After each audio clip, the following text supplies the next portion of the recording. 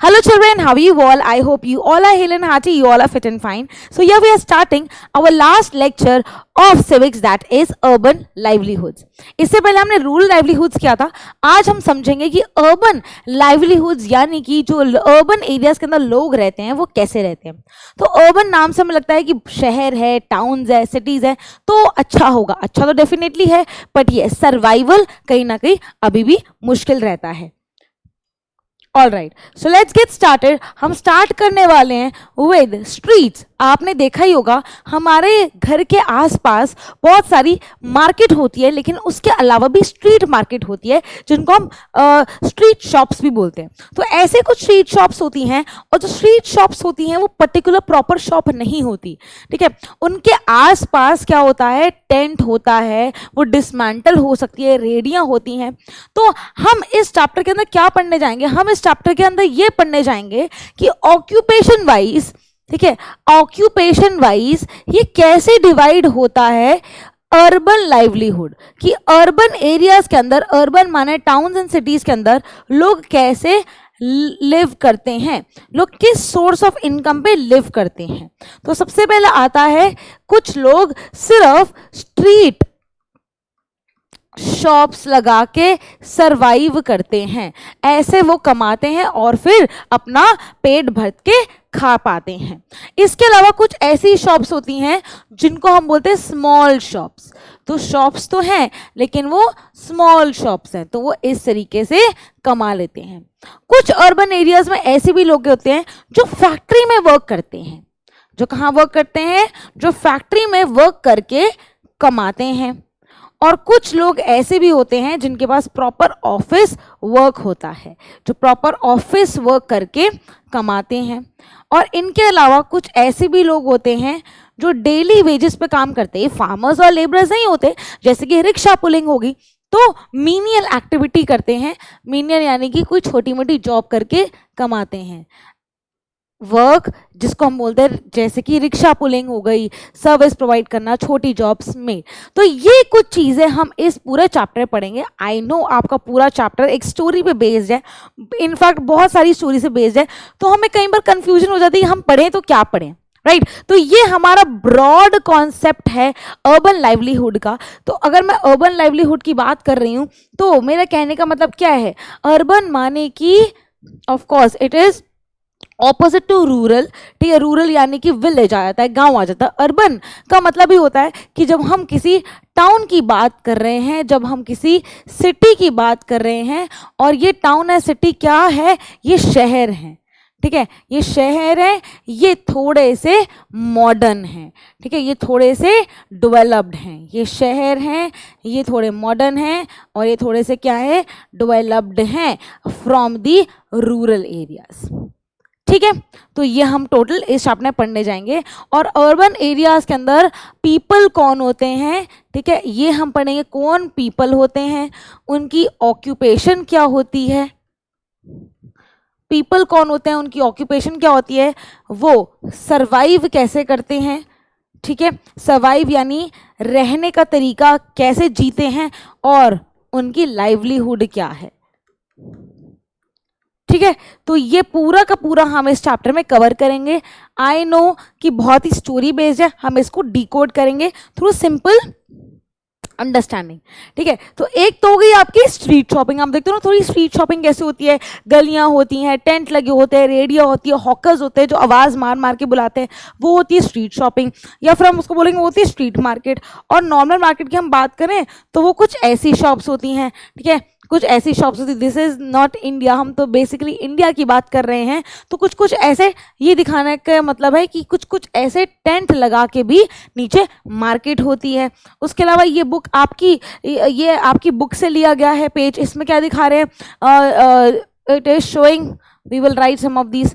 ठीक है, क्या दिखा रहे हैं, यहाँ पे लगे हुआ है, this is a bus stand. एक बस स्टैंड है यहाँ पे, है ना. तो ये थोड़ा सा डिस्क्राइब किया गया है.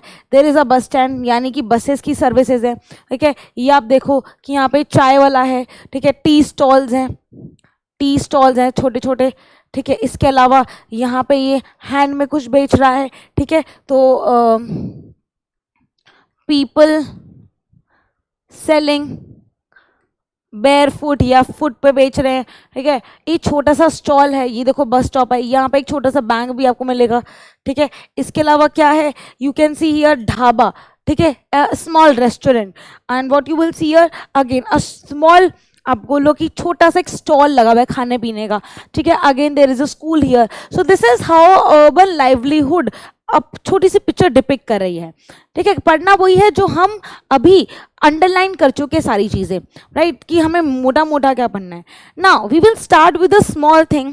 अगर आप देखो तो आपने ये रिक्शा वाले ऐसे देखे होंगे, ठीक है। Might be some people and some जो पीपल होते हैं, जो रिक्शा पुलर्स होते हैं, उनके पास अपना घर भी ना हो, तो वो ऐसे ही आपको साइड पे सोते हुए या फिर इसके ऊपर ही बैठे हुए खाना खाते हुए मिलेंगे, ठीक है। इसके अलावा आपके पास if you see small small children they are selling things, ठीक है। तो ये लोग कौन है, ये लोग ऐसे लोग हैं, दे आर नॉट बेगिंग, ठीक है, they are not begging, at least they are not beggars, but they are of course living in the urban areas, ठीक है, and surviving.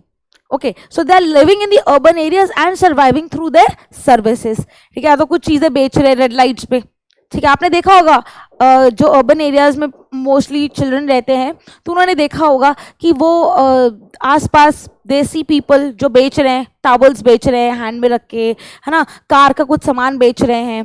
Then we have rickshaw pullers, जो अभी आजकल इलेक्ट्रिक रिक्शा है। Then we have autos. तो कहीं ना कहीं ये दिखा रहे हैं कि रहते अर्बन एरियाज में, but they can not afford a good house, a big house, and then, ठीक है। तो ये नहीं का मतलब है कि अर्बन है तो बहुत अच्छा होगा, सब परफेक्ट होगा, ऐसा कुछ नहीं है।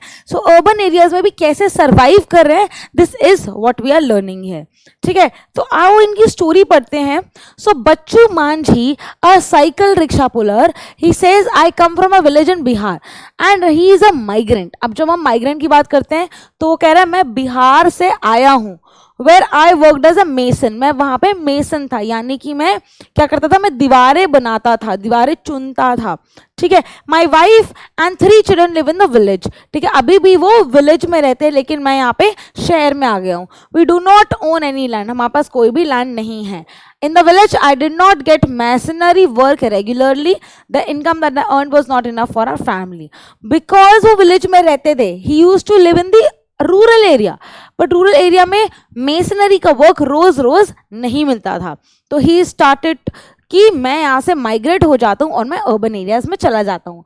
After I reach this city I bought an old cycle rickshaw. तो कह रहा है कि मैंने खरीद लिया, कुछ लोगों के पास रेंटेड साइकिल्स भी होती हैं, रिक्शा साइकिल, ठीक है, and paid for it in the installments. This was many years ago. तो कह रहे कि मैंने इसको खरीदा, लेकिन मैं इसको इकट्ठा वन शॉट में नहीं ले पाया, इंस्टॉलमेंट में लिया, मतलब मैंने किश्तों में इसको लिया। I come to the bus stop every morning and take customers wherever they want to go. तो आपने देखा होगा मेट्रो स्टेशन के नीचे, बस स्टॉप के नीचे, राइट, और इफ यू से रेलवे स्टेशन के पास, सो यू गेट कनेक्टिंग कि आपके घर तक कोई उतार दे तो आप रिक्शा ले लेते हैं। So I work till 8:30 in the evening, मैं 8:30 शाम तक काम करता हूँ। Take rides up to 6 kilometres in surrounding, मतलब मैं आसपास ही लेता हूँ, ऐसा नहीं कि मतलब बहुत दूर 6 किलोमीटर की रेंज में लेता हूँ, ठीक है। And each customer gives me 10 to 30 rupees. कभी कभार 10 की ट्रिप भी होती है, 20 रुपए की भी होती है, 30 रुपीज़ की भी होती है, वो ट्रिप लेता है। When I am ill I can't do this work, so those days I can't earn anything. तो ये रोज़ की अर्निंग है।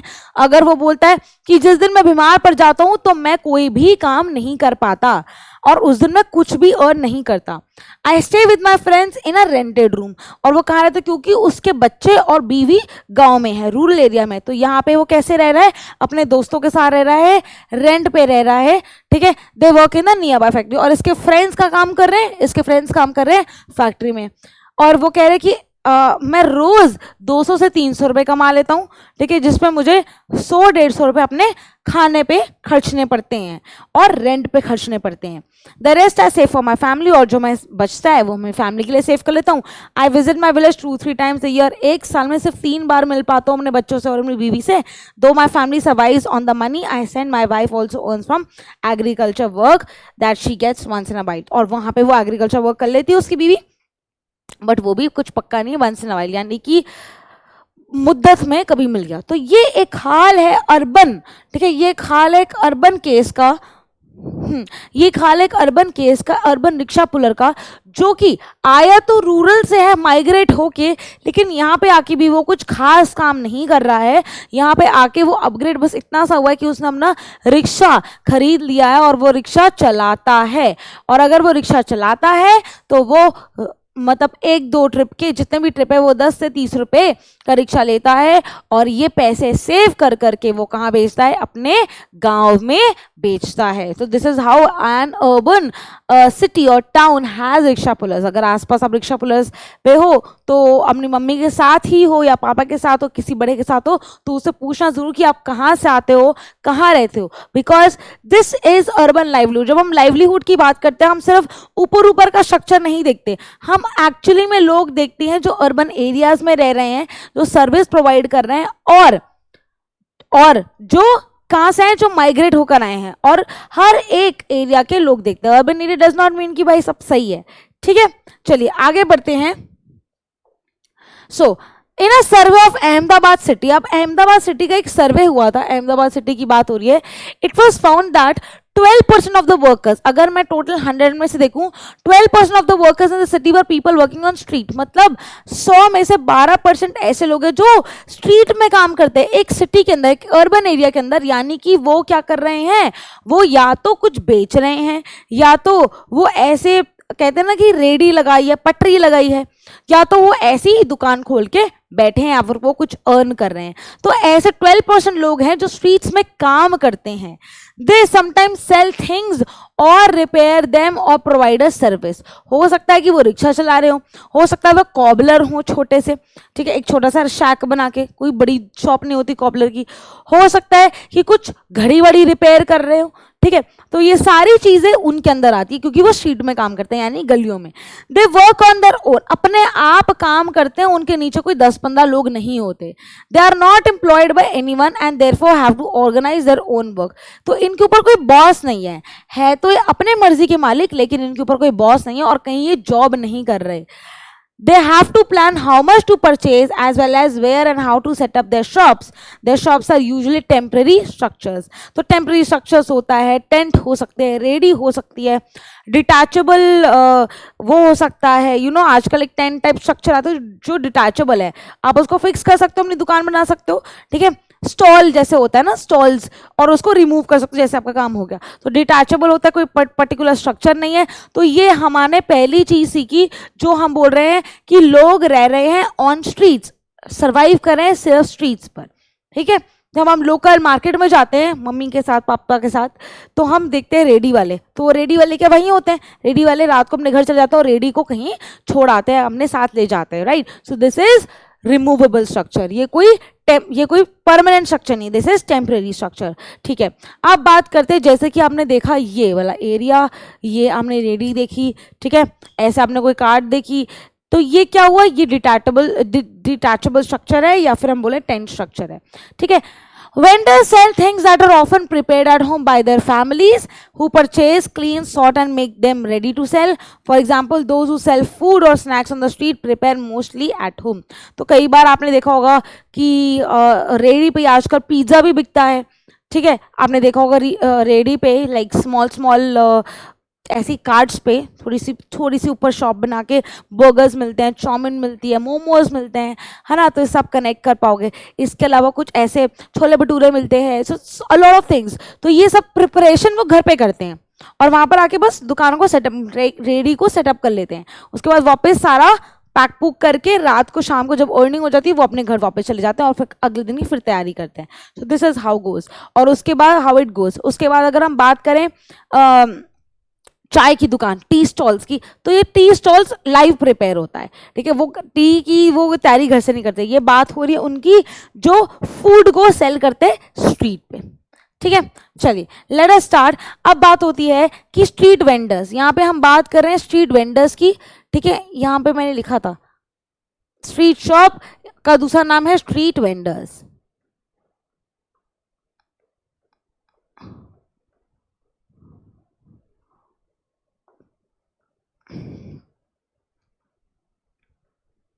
चलो ये आपकी बुक में भी है, तो विल स्टार्ट रीडिंग स्लोली, ठीक है, ताकि आपको समझ आए स्टोरी बेस्ड तो है बट समझना तो है कि चैप्टर क्या बोलना चाह रहा है।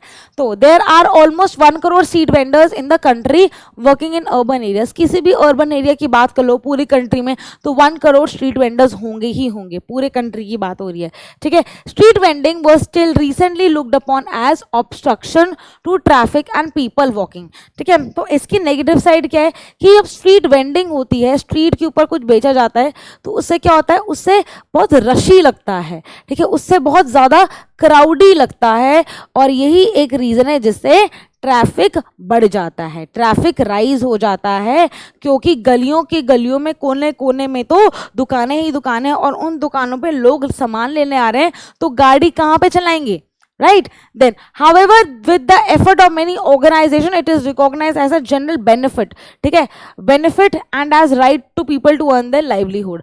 अब बात आती है कि apart from this demerit, ठीक है, ये तो हो गया demerit, ठीक है, अपार्ट फ्रॉम दिस डीमेरिट बहुत सारी ऑर्गेनाइजेशंस के तहत ये भी आया है, बहुत सारे ऑर्गेनाइजेशंस के तहत ये भी आया है कि ये एक राइट है ह्यूमन बीइंग का, this is a right of human being, ठीक है, ह्यूमन बीइंग का राइट है, okay, this is a right to human being, human being का राइट है, वो अर्न कर सकता है जहां पे मर्जी करे, भले ही वो स्ट्रीट पे करे या स्ट्रीट पे ना करे, तो he has a right to earn. तो ये अर्न करने का हक दिया गया और ये इनके खिलाफ बहुत सारे लोगों ने क्या किया है, बहुत सारे लोगों ने इसकी रिकॉग्नाइज किया है। The government is thinking about modifying the law that ban street vendors so that they have to place to work and that there is also free flow in traffic and people। तो अब क्या होता है, तो government भी इन लोगों को ban करना कर चुकी थी, लेकिन गवर्नमेंट को लगा कि नहीं, ये ऐसे अगर हम इनको कमाने नहीं देंगे तो ये तो बेगर्स बन जाएंगे, तो ऐसे तो गरीबी बढ़ जाएगी, तो एटलीस्ट ये कमा तो रहे हैं और इनके चक्कर में लोग भी इनसे परचेज करें, ऐसा नहीं कि ये सिर्फ खोल के बैठे। सो इन दैट केस अगर ट्रैफिक हो रहा है तो it's the duty of government कि वो मैनेज करे, ठीक है। तो गवर्नमेंट की ड्यूटी है कि हाउ टू मैनेज, ठीक है, so it is the governments duty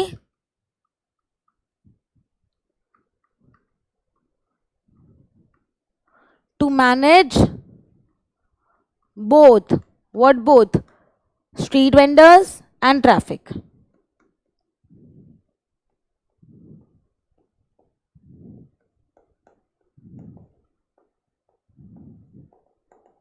ठीक है, स्ट्रीट वेंडर्स एंड ट्रैफिक दोनों को मैनेज करें। Now hawking zones have been suggested for towns and cities. Hawking यानी कि वो जो लोग बुलाते हैं, है ना, बोल बोल के बेचते हैं कि ये ले लो वो ले लो, तो वो हॉकिंग की एक स्पेशल अलग जगह बना दी है कि वहाँ पे लोग आए ना, मतलब ऐसा नहीं कि मतलब वहाँ पे क्राउड हो जाए और क्राउड के चक्कर में रश हो जाए, तो हॉकिंग की अलग प्लेस बना दी, उसकी अलग बना दी चीज़ें जो लोग फॉलो करेंगे। It has also been suggested that mobile vendors should be allowed to move around freely. अब जैसे कि मैं बोल रही थी कि मैंने यहाँ पे क्या लिखा था आपको समझाने के लिए, मीनियल वर्क, ठीक है, तो इसको बोलते हैं मोबाइल वर्कर्स, ठीक है, इसको बोलते हैं मोबाइल वर्कर्स, यानी कि जो अपने फुट पे मोबाइल वर्कर्स, यानी कि जो अपने हाथ में पकड़ के सामान बेचते हैं, अपने हैंड में पकड़ लेते हैं, अपने ये जो नेक है इस एरिया पर रख लेते हैं बेचने के लिए, है ना, टू सेल, तो वो मोबाइल वर्कर्स होते हैं और उनको भी इजाज़त है कि वो बेच सकते हैं अपने पैर पे खड़े होके, ठीक है। सो दिस इज ऑल, क्योंकि अगर ये वो बेचेंगे नहीं, so it will lead to more poverty, it will lead to गरीबी, एंड एटलीस्ट फिर ये होता है ना कि वो बेगिंग से अच्छा कमाई तो रहे हैं। It is good for them, it is good for the entire country, it is good for I would like to say it is good for the country and it is good for them as well, good for humankind, ठीक है। चलिए आगे बढ़ते हैं। It has also been suggested that mobile vendors should be allowed to move freely, ठीक है। Hawkers need to be part of committees that are once set up to take these and the decisions that come up to them। तो कहने का बात यह है कि अगर हम हॉकर्स की बात करते हैं तो यहाँ पे भी कंपटीशन हो जाता है ना। हॉकर्स की बात कर रहे हैं तो कंपटीशन ऐसा हो जाता है कि मतलब वो सारे सेम चीज़ बेच रहे हैं, तो उनके बीच में लड़ाई ना हो, तो एक कमेटी सेटअप कर लेते हैं कि ये तुम्हारा एरिया, ये तुम्हारा एरिया, ये मेरा एरिया, इसके बीच में कोई किसी के एरिया में नहीं आएगा, तुम सब अपने अपना कमाओ, दैट इज योर कॉल, ठीक है। चलिए ये हो गया बात स्ट्रीट वेंडर्स का। अब बात आती है शॉप्स की। अब शॉप्स की दुकान, जैसे प्रॉपर दुकान होती है, मिठाई की दुकान, कपड़े वाले की दुकान, pizza shop, pet shop, book की दुकान है, ठीक है, गेमिंग जोन है, ये तो थोड़े बड़े लेवल के हो गए। छोटे छोटे लेवल की शॉप्स है, क्यों बोले, ग्रोसरी स्टोर है, दूध की दुकान है जहाँ पे दूध मिलता है ना, नीचे वाले अंकल, हम ऐसे बोलते हैं नीचे वाले अंकल से जाओ 2 थैली दूध पकड़ लो, तो वो दुकान, वो उन दुकानों की बात हो रही है। कुछ दुकान जहाँ पे होजरी का कपड़ा बिक रहा है, कुछ, ये सब दुकानें होती है जो एक्चुअली प्रॉपर शॉप है, ना कि स्ट्रीट, ठीक है, तो उस जरिए से लोग कमाते हैं। चलिए आइए देखते हैं। तो there are many people who own shops, जिनके पास शॉप्स होती हैं in various markets of the city. तो सिटी के अंदर ही मार्केट है, मार्केट के अंदर ही स्ट्रीट है, और उसके अंदर ही शॉप्स है जो ओनर हैं शॉप के, ठीक है। दी शॉप्स में भी स्मॉल और large and they sell different things. हो सकता है ये छोटी हो, ये बड़ी हो, लेकिन ये कुछ ना कुछ बेच रही हैं। Most business person manage their own shops और business, they are not employed by anyone but they do not employ a number of other workers और सुपरवाइजर्स एंड हेल्पर्स, ठीक है। तो क्या होता है, ये इनकी खुद की दुकान होती है, ये बिजनेस करते हैं, प्रॉफिट सेल करते हैं। जैसे कि अगर इन्होंने होलसेल रेट पे, सोचो ये शॉप है ग्रोसरी की, ठीक है, और इन्होंने होलसेल मार्केट में एक ऑयल का पैकेट, फॉर एग्जांपल एक ऑयल का पैकेट, क्योंकि इन्होंने एक ऑयल तो नहीं लिया होगा, इन्होंने तो इकट्ठे 10, 20 या 50 ऑयल लिए होंगे, तो इनको एक ऑयल पड़ा 70 रुपीज़ का, ठीक है, 70 रुपीज़ का, क्योंकि इन्होंने इकट्ठे 10 लिए, या फिर इकट्ठे 100 तो नहीं, इकट्ठे इन्होंने 50 लिए, ठीक है, 50 का स्टॉक है, इन्होंने इकट्ठा स्टॉक लिया।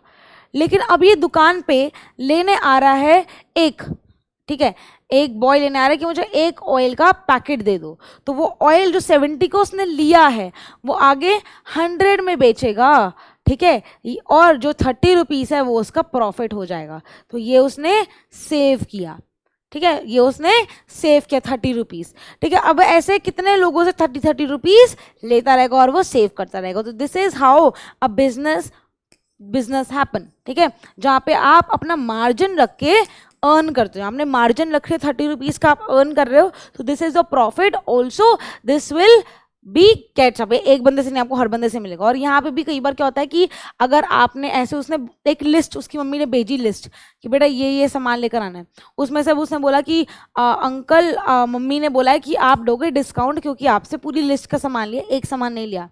तो वहाँ पे वो क्या करता है कि अगर बाई चांस उन्होंने 2 ऑयल लिया, ठीक है, 2 ऑयल का पैकेट, एक ऑयल वो 100 रुपीज़ लगा रहे हैं, दूसरा ऑयल 100 रुपीज़ हो गया, जबकि उसको वो सेम ऑयल कितने के पड़ेंगे, 140 के पड़ेंगे, ठीक है।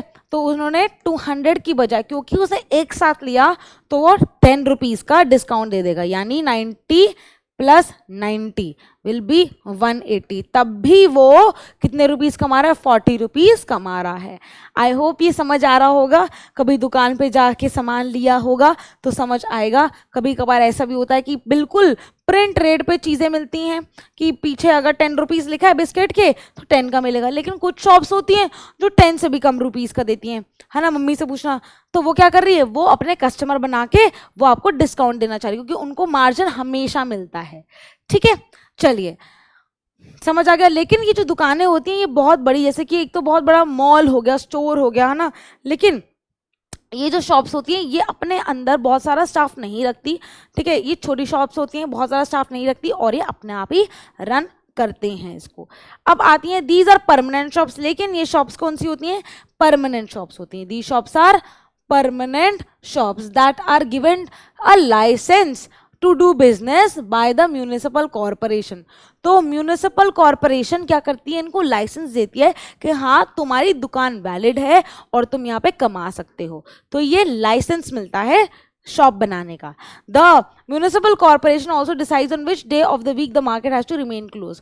तो जैसे कि बोला जाता है ना कि आज फ्राइडे, हाँ आज ये वाली मार्केट क्लोज रहती है, लाजपत नगर में मंडे क्लोज रहती है ना। तो ये सब डिसाइड कौन करता है, this is also decided by municipal corporation, ठीक है। नेक्स्ट आता है market. For example, the shops in the above market are closed on Wednesdays. This market also has small offices, shops that provide service such as banks है, courier service है, इसके अलावा और भी सर्विसेज होती है। तो आप कमेंट सेक्शन में लिखो कि आपके घर के दुकानें, आपके एरिया की शॉप्स कौन से दिन क्लोज होती हैं। हमारे यहाँ पे भी वेडनेसडेज को क्लोज होती हैं सारी शॉप्स, ठीक है। मोस्ट ऑफ द शॉप्स, मतलब वो मार्केट डिसाइड करती है कि वो वेडनेसडे क्लोज होती हैं। चलिए आगे बढ़ते हैं। अब आता है नेक्स्ट वन जो है फैक्ट्रीज, ठीक है। अब फैक्ट्रीज में भी बहुत सारे लोग काम करते हैं अर्बन एरिया के, और वो कमाते हैं, ठीक है, उनके बारे में जानते हैं। चलिए एक स्टोरी करेंगे जिसका नाम है निर्मला, ठीक है। Nirmala works as a tailor in an export garment unit. तो एक्सपोर्ट गारमेंट यूनिट क्या है? एक्सपोर्ट का माल आता है। एक्सपोर्ट यानी कि एक होता है इंपोर्ट, ठीक है, जो हम बाहर से लेकर आते हैं। एक होता है एक्सपोर्ट, जो यानी कि यहाँ से बाहर जाना है, वो हमारा अपना है, अपना नेटिव प्रोडक्ट है, लेकिन वो बाहर जाएगा, वो एक्सपोर्ट होगा, ठीक है। इंपोर्टेड है मतलब जो बाहर से हम सामान लेकर आते हैं, इंपोर्टेड है। एक्सपोर्ट जो हमारे यहाँ से जाएगा। So the factory where she works make summer clothes for people in foreign countries like USA, UK, Germany या नीदरलैंड्स, ठीक है। तो वो कह रहे हैं कि एक फैक्ट्री में वर्क करते हैं जो समर क्लोथ्स बनाते हैं, ठीक है, जो कि यूएसए, यूके, जर्मनी और नीदरलैंड्स के लिए बनाते हैं। Workers like Nirmala have to work very long hours. अब यहाँ का जो सिस्टम है ना, यहाँ ऑर्गेनाइज सिस्टम नहीं है, ठीक है, मतलब आपको छुट्टी भी नहीं मिलेगी, आपको लॉन्गर डेज काम भी करने पड़ेंगे। तो यहाँ पे ना हम लिखते जाएंगे साथ साथ कि हम क्या पढ़ने वाले हैं। हम बात कर रहे हैं कि फैक्ट्री वर्क है, ठीक है। अब यहाँ पे बेटा क्या होता है कि ये वाला जो वर्क हम अभी पढ़ने जा रहे हैं ना, ठीक है, ये this will be divided into occupation. Occupation पढ़ रहे हैं, ठीक है, ऐसी ऑक्यूपेशन जो दो में डिवाइड होती है, ठीक है। एक होती है ऑर्गेनाइज्ड स्ट्रक्चर, ठीक है, एक होता है ऑर्गेनाइज स्ट्रक्चर। अब आप लोग बताना कि कौन सा ऑर्गेनाइज आएगा, ठीक है।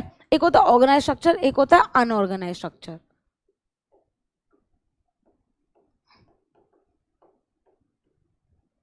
एक होता है ऑर्गेनाइज, एक होता है अनऑर्गेनाइज, ठीक है। Workers like Nirmala have to work very long hours in months from December to April. A normal working day begins at 9 AM, ठीक है, सुबह 9 बजे दिन हो जाता है, and finishes only by 10 PM, और 10 बजे बंद हो जाता है, ठीक है। मतलब 9 बजे शुरू होता है और रात के 10 बजे तक चलता है, यानी कितना ज़्यादा लंबे डेज उनको काम करना पड़ता है। समटाइम्स इवन लेटर, हो सकता है कि 10-11 बजे भी उनको काम करना पड़े। She works for 6 days in a week, मतलब 1 वीक के अंदर मंडे से सैटरडे वो हो सकता है काम कर रही है और संडे उसको छुट्टी मिल रही है।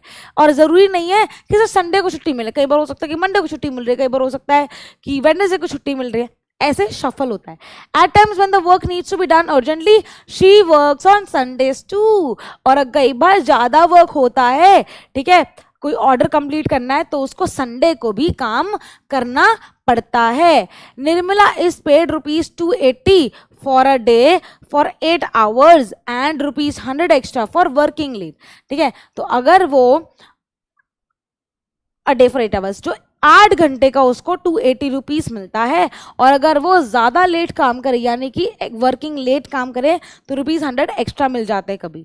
By June the work is over and the factory reduces it's staff. अब यहाँ पे क्या है कि जॉब परमानेंट नहीं है, ठीक है। तो बेसिकली जब हम अनऑर्गेनाइज स्ट्रक्चर की बात करते हैं ना माय डियर स्टूडेंट्स, तो वहाँ पे क्या होता है सबसे पहले कि आपकी जॉब जो है, ठीक है, आपकी जॉब जो है वो परमानेंट नहीं है। जैसे निर्मला, ठीक है, आपकी जॉब जो है is not permanent.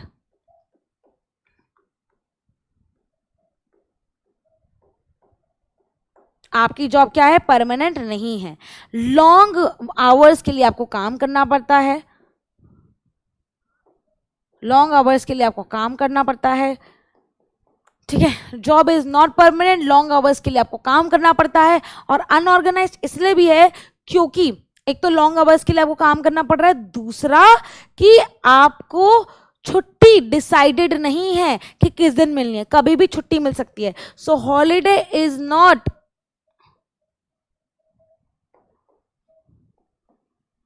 Fixed. Holiday क्या है? फिक्स्ड नहीं है। सैलरी इज नॉट फिक्स्ड,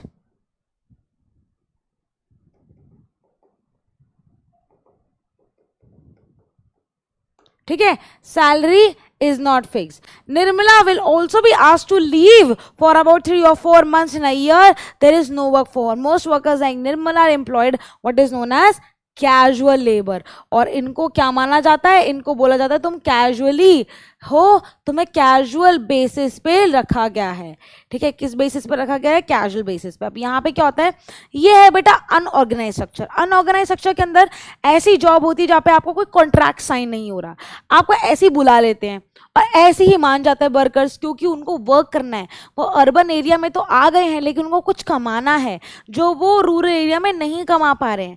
उसके अलावा उनको छुट्टियां फिक्स नहीं मिलती है, उसके अलावा उनकी जॉब परमानेंट नहीं, उसके अलावा उनकी सैलरी भी फिक्स नहीं है, कभी हुआ मिल गया कभी हुआ नहीं मिला। ठीक है, उसके बाद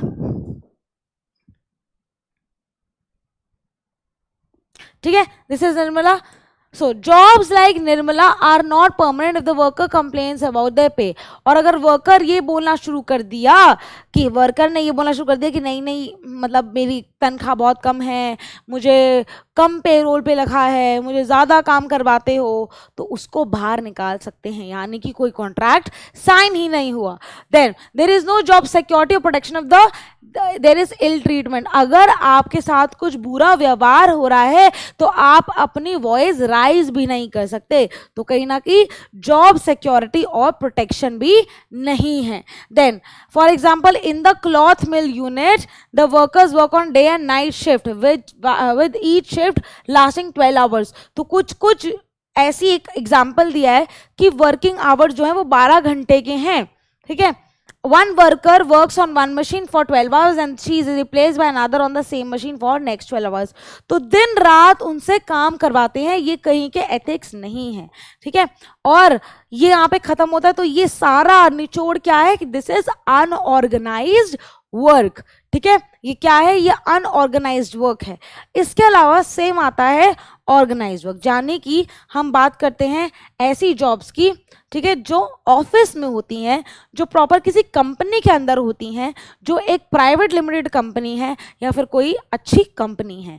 उन जॉब्स में अगर आपको मिलती है जॉब तो वो आप ऑर्गेनाइज स्ट्रक्चर के अंदर आते हो।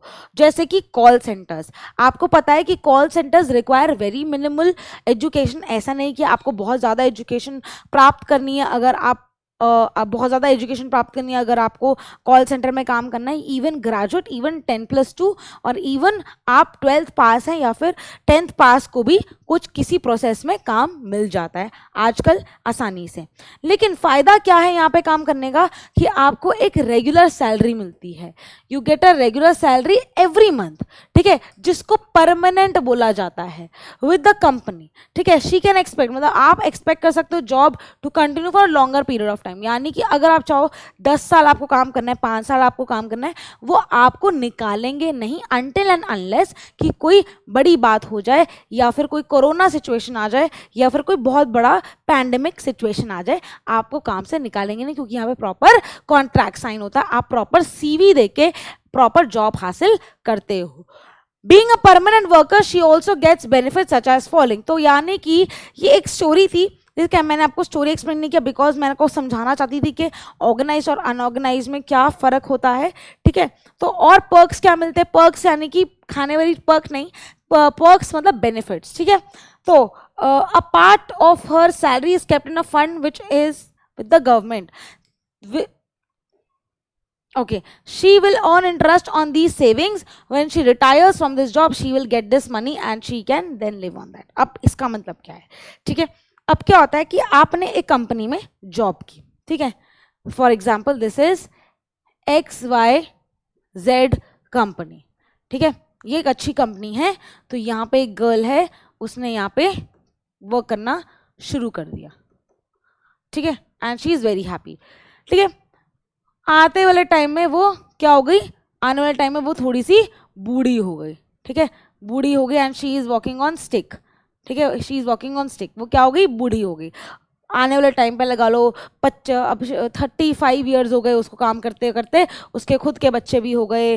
ठीक है, उसकी फैमिली बड़ी हो गई, उसकी शादी हो गई, तो यानी कि वो भी ग्रो हुई है कंपनी के साथ। अब वो इसी कंपनी में काम कर रही थी और वो लेकिन हो गई बूढ़ी। ठीक है, वो हो गई बूढ़ी। अब क्या होगा, अब वो बूढ़ी हो गई, अब तो काम नहीं कर पाएगी। तो क्या होता है कि शुरू से ही जब वो इस कंपनी में काम कर रही थी ना, फ्रॉम द डे 1 उसकी सैलरी का कुछ पार्ट गवर्नमेंट रख रही थी। ओके, तो सैलरी का कुछ पार्ट सेव हो रहा था, उसको सैलरी मिलती थी, प्रॉपर उसको पैसे मिलते थे अपने काम के, लेकिन गवर्नमेंट भी कुछ छोटा सा पार्ट अपने पास रख लेती थी। ठीक है, गवर्नमेंट भी सैलरी का कुछ छोटा सा पार्ट अपने पास रख ली थी। ठीक है, हर एक महीने उसको उसका जो टैक्स होता था, ठीक है, कुछ फंड होता था, ठीक है, वो अपने पास रख लेती थी। अब जबकि वो बूढ़ी हो गई है, उसका फंड इकट्ठा हो रहा था, ठीक है, this is not bomb, this is piggy bank, okay. तो उसका फंड इकट्ठा हो रहा था, और ये फंड इकट्ठा होता रहा होता रहा होता रहा होता रहा होता रहा। अब जबकि वो बूढ़ी हो गई है, तो ये फंड उसको मिलेगा, और वो अपनी आगे की लाइफ, जब वो रिटायर होगी, ठीक है, जब वो रिटायर होगी, तो वो ये फंड इस्तेमाल करके, she will not be dependent on her family, she will be still independent, और वो पैसे रखकर संभाल कर आगे प्रोसीड कर सकती है, अपनी लाइफ जी सकती है जब तक वो है। अगर वो बीमार है तो अपनी दवाइयां भी खुद खरीद सकती है। This is what a permanent company, और this is what an organised company does. ठीक है, समझ आ गया। अब saving for old age, apart for our salary is kept in the fund with the savings. Okay, holidays, ठीक है, holidays, she gets off on Sundays and national holidays, she will also get some days on annual leave. अब क्या होता है कि कई बार कोई त्योहार है, छुट्टियां मिल रही हैं, कई बार, और हर वीक में आपको संडे को ऑफ मिल रहा है, बहुत अच्छी बात है, छुट्टी भी चाहिए काम करने के लिए। फिर उसके बाद कोई और त्योहार आ रहा है, नेशनल हॉलीडेज, 26 जनवरी, ठीक है, 15 अगस्त, 2 अक्टूबर, नेशनल हॉलीडेज आपको मिल रहे हैं। ठीक है, इसके अलावा क्या है कि बाई चांस आप बीमार हो, तो आपको क्या हो रहा है, आपको छुट्टियां तो दे रहे हैं, लेकिन आपको उसकी सैलरी भी मिल रही है, तो यानी कि वो क्या हुई, वो हुई पेड लीव्स। ठीक है, आपको छुट्टियों के भी पैसे मिल रहे हैं। This is what a good company, और वी से ऑर्गेनाइज्ड ऑक्यूपेशन और ऑर्गेनाइज स्ट्रक्चर डज। ठीक है, medical facility for the family, हर company pays medical expenses up to certain amount, तो कुछ अमाउंट फिक्स कर देते हैं। ठीक है, आप, आपके हस्बैंड हो गए, आपके बच्चे हो गए, ठीक है, आपकी फैमिली जो भी है, आपके जो पैसे हैं वो सेव होंगे। ठीक है, और कंपनी खर्चा उठाती है, बिकॉज आप कंपनी के एम्प्लॉय हो, आप कंपनी को एम्प्लॉई हो, सॉरी, आप कंपनी को पैसा कमा के देते हो, तो कंपनी का भी फर्ज बनता है कि वो आपके और आपकी पूरी फैमिली मेंबर्स की मेडिकल में हेल्प करे, मेडिकल ट्रीटमेंट फैसिलिटी दे, और कुछ सर्टेन अमाउंट की, लेकिन ठीक है। She gets medical leave if she falls ill and her salary is not cut if she takes a leave. तो यानी कि क्या हुआ, इसको बोलते हैं पेड लीव। ठीक है, यानी कि आपको पेड लीव्स भी मिल रही हैं, अगर आप छुट्टी मार रहे हो तो उसके पैसे आपको दिए जा रहे हैं, क्योंकि आप बीमार हो और आप एक कंपनी के एसेट हो, आप कंपनी के एम्प्लॉय हो। ठीक है, इसके अलावा क्या होता है, there are many workers in the city who work in offices. अब देखो, अब ये कंक्लूजन है। ठीक है, ये जो आज हमने चैप्टर पढ़ा, बुक में हो सकता है कि बहुत इजी हो, ठीक है, लगता हो कि तो स्टोरी बेस्ड है, लेकिन हमें इतना समझ नहीं आता कि चैप्टर बताना क्या चाह रहा है। चैप्टर सिर्फ आपको ये बताना चाह रहा है कि अर्बन एरिया की अर्बन लाइवलीहुड भी बहुत ईजी नहीं है। अर्बन लाइवलीहुड के अंदर भी बहुत सारे एस्पेक्ट हैं। हो सकता है कि यहाँ पे अच्छे, जैसे कि अभी ऑर्गेनाइज्ड कंपनी है, यहाँ पे अनऑर्गेनाइज्ड, वहाँ पे रिक्शा पुलर्स भी हैं, तो नीचे से स्टार्ट किया कि रिक्शा पुलिंग भी है, स्ट्रीट वेंडिंग भी है, ठीक है, फिर प्रॉपर शॉप्स भी हैं, फिर फैक्ट्रीज भी हैं, फिर उसके ऊपर क्या हुआ, एक प्रॉपर ऑफिस वाली जॉब भी आपको एक सिटी या टाउन में मिलती है। ठीक है, तो ऑफिसेज वर्क हुआ, ऑफिस हुई, फैक्ट्रीज हुई, गवर्नमेंट डिपार्टमेंट हुआ, where they are employed as regular and permanent workers. तो ये ऐसी जगहें हैं, ठीक है, जहां पे आपको रेगुलर और हम बोलेंगे कि ऑर्गेनाइज स्ट्रक्चर मिलता है।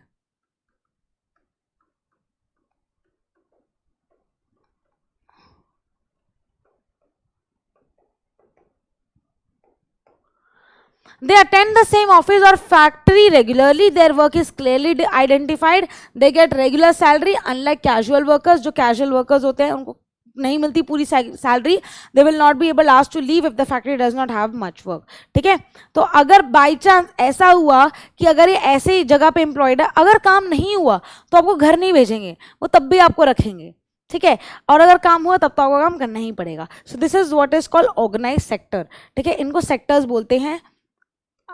कहाँ गया जब हम लिख रहे थे, ये रहा।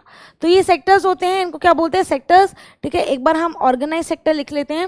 ऑर्गेनाइज सेक्टर में जो वर्क होता है वो परमानेंट, आपको जॉब मिलती है, आपके रोल्स असाइंड होते हैं,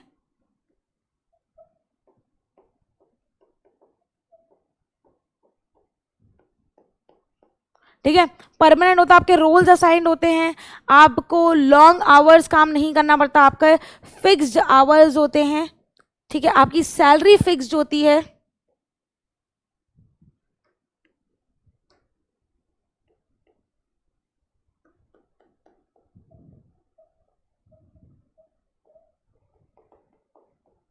आपकी सैलरी फिक्स्ड होती है, आपको बेनिफिट्स मिलते हैं, ठीक है। और आपको बूढ़े होने के बाद भी क्या होता है, आपको बूढ़े होने के बाद भी मिलता है प्रोविडेंट फंड या फिर ऐसा फंड जो कंपनी अपने पास सकती है, ठीक है। With this children we end our chapter. I hope आपको समझ आ गया होगा हमने क्या क्या पढ़ा। थोड़ा सा स्टोरी बेस्ड था, लेकिन हमने ज़्यादा स्टोरीज नहीं की हैं, थोड़ी थोड़ी स्टोरी वाइज पढ़ा है। एक और बार जिस ले लेते हैं, जैसे हम चैप्टर आउटलाइन हिस्ट्री में करते हैं, तो एक बार चैप्टर आउटलाइन कर लेते हैं। चैप्टर आउटलाइन हमें यही बताता है कि अर्बन एरियाज या अर्बन लाइवलीहुड कैसे होती है। अर्बन लाइवलीहुड में हम बेसिकली अर्बन लाइवलीहुड हम यही देख रहे हैं कि हाउ पीपल अर्न, ठीक है, लोग कैसे अर्न करते हैं, ठीक है, कहां से आए हैं, मे बी वो माइग्रेंट्स हैं, ठीक है, some are migrants from rural areas, ठीक है। क्या क्या काम करते हैं, स्ट्रीट वेंडिंग करते हैं, हॉकर्स हैं, रिक्शा पुलर्स हैं,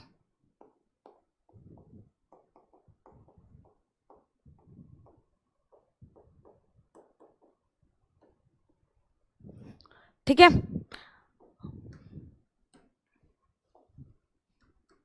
रिक्शा पुलर्स हैं, स्ट्रीट वेंडर्स हैं, मोबाइल वेंडिंग करते हैं, यानी कि खुद खड़े होकर चीजें बेचते हैं।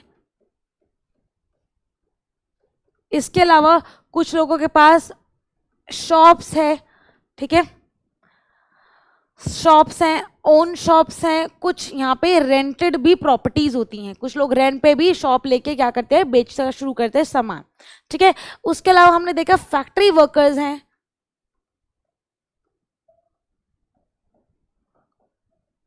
ठीक है। और उसके बाद हमने लास्ट देखा कि हम प्रॉपर ऑफिस वर्क भी हो सकता है।